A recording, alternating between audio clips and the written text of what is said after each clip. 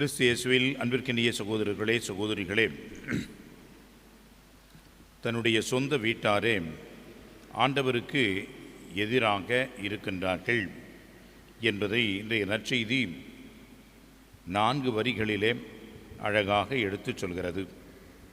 இயேசு எப்படி இருக்கின்றார் என்பதையும், இயேசுவினுடைய குடும்பத்தார் எப்படி இருக்கிறார்கள் என்பதையும், இரு வேறுபட்ட மனநிலைகளை நமக்கு இது எடுத்து காட்டுகிறது. இயேசு எப்படி இருக்கிறார் பாருங்கள். உணவு அருந்த கூட அவரால் முடியவில்லை, அதற்கு கூட நேரமில்லை. அப்படியாக மக்கள் அவரை தேடி வந்தார்கள், அவரை நெருங்க பின் சென்றார்கள், பல நன்மைகளை பெற்றுக்கொண்டார்கள், அவருடைய போதனையை கேட்க விரும்பினார்கள். எனவே அவருடைய பணி என்பது ஓய்வில்லாத ஒரு பணியாக இருக்கிறது. அவருடைய சேவை என்பது தொடர்ந்த ஒன்றாக இருக்கிறது. மக்கள் அவரை தேடி வருகிறார்கள் என்பதை அவர் அறிந்து, அவர் எதற்கும் வேறு எந்த ஒரு செயலுக்கும் முக்கியத்துவம் கொடுக்காமல் தன்னுடைய உணவை கூட அவர் ஒதுக்கி வைத்து மக்களுக்காக அவர் வாழ்ந்தார், இருந்தார் என்பதை நாம் இயேசுவினுடைய மனநிலையாக புரிந்து கொள்கிறோம்.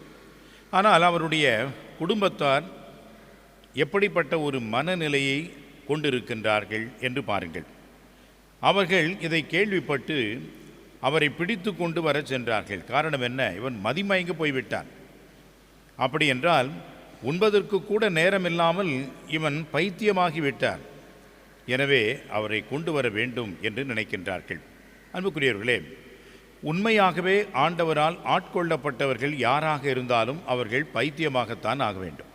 காரணம், கடவுளுடைய காரியம் என்று வந்துவிட்டால் முழு நேரமாக முழு அர்ப்பணத்தோடு இந்த கடவுளுடைய காரியத்தை செய்ய வேண்டும். அதை செய்தவர்கள்தான் புனிதர்கள் என்று சொல்லக்கூடியவர்கள்.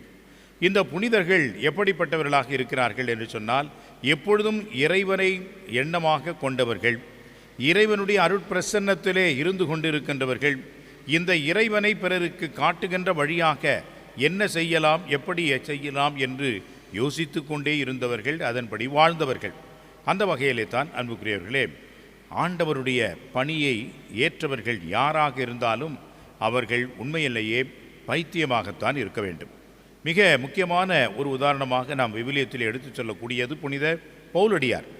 பவுலடியார் எப்படி ஒரு பைத்தியமாக, வெறித்தனமாக இஸ்ராயல் மக்களுக்கு எதிராக கிளம்புகின்ற கிறிஸ்துவத்தை வேறறுக்க வேண்டும் என்று நினைத்தார். ஆனால் கிறிஸ்துவால் ஆட்கொள்ளப்பட்ட பிறகு அவர் பைத்தியமானார். எதையெல்லாம் செய்கின்றாரோ அதெல்லாம் கிறிஸ்துவுக்காக என்று இருந்தார்.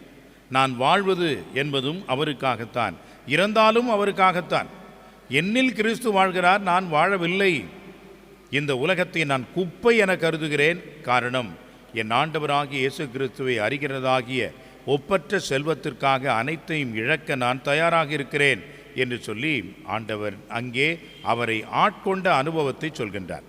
பிரான்சிஸ் அசிசியார் பாருங்கள், எல்லாவற்றையும் துறந்தவராக, ஒட்டு துணி கூட தன்மேல் இல்லாமல் அனைத்தையும் துறந்தவராக, குடும்பத்தை அவர் மறந்தவராக ஆண்டவருடைய பணிக்கென்று தன்னையே அர்ப்பணிக்கின்றார். இன்றைக்கு நாம் விழா கொண்டாடுகின்ற புனித பிரான்சிஸ் த சேல்ஸ் என்பவர் இறைவனோடு இருக்கின்ற அந்த உறவின் வெளிப்பாடாகத்தான் தன்னுடைய ஆன்மீகத்தை அமைத்து கொண்டார். அந்த ஆன்மீகத்தை எல்லோரும் பின்பற்ற வேண்டும் என்பதற்காக சபைகளை நிறுவினார். அந்த சபைகள் வானளாவ உயர்ந்த ஒரு சபையாக இன்றைக்கும் MSFS என்று அழைக்கப்படுகிறது. இவர்களுடைய இந்த ஒரு ஆன்மீகத்தை பின்பற்றுகின்றவர்கள் தான் டன்போஸ்கோ சலீசியன்ஸ் அவர்களும் கூட. அந்த வகையிலே அன்புக்குரியவர்களே, இறைவனால் ஆட்கொள்ளப்பட்ட பிறகு வேறு எதற்கும் இடமில்லை, ஆண்டவர் மட்டும்தான் நமக்கு ஒரே முதன்மையான சிந்தனை என்று அவர்கள் இருக்கின்றார்கள். ஆண்டவர் இயேசு அப்படித்தான் இருந்தார். அந்த வகையிலே தான் அவர் மதிமயங்கி இருந்தார் என்று தன்னுடைய குடும்பத்தினரையே அவர் சொல்கின்றார்கள். அன்புக்குரியவர்களே, ஆண்டவருடைய முதன்மை தன்மையை நாம் எப்பொழுதும் இழக்கக்கூடாது, மறக்கக்கூடாது. இந்த உலகத்தில் நாம் இருந்தாலும் கூட கடவுள்தான் நமக்கு முதன்மையானவர், முக்கியமானவர், மேலானவர் என்பதை மறக்காமல் இறைவனுக்கான இடத்தை கொடுத்து இறைவனுக்காக வாழும் அருள் வேண்டி இந்த திருப்பலியிலே நாம் செபிப்போம். ஆமென்.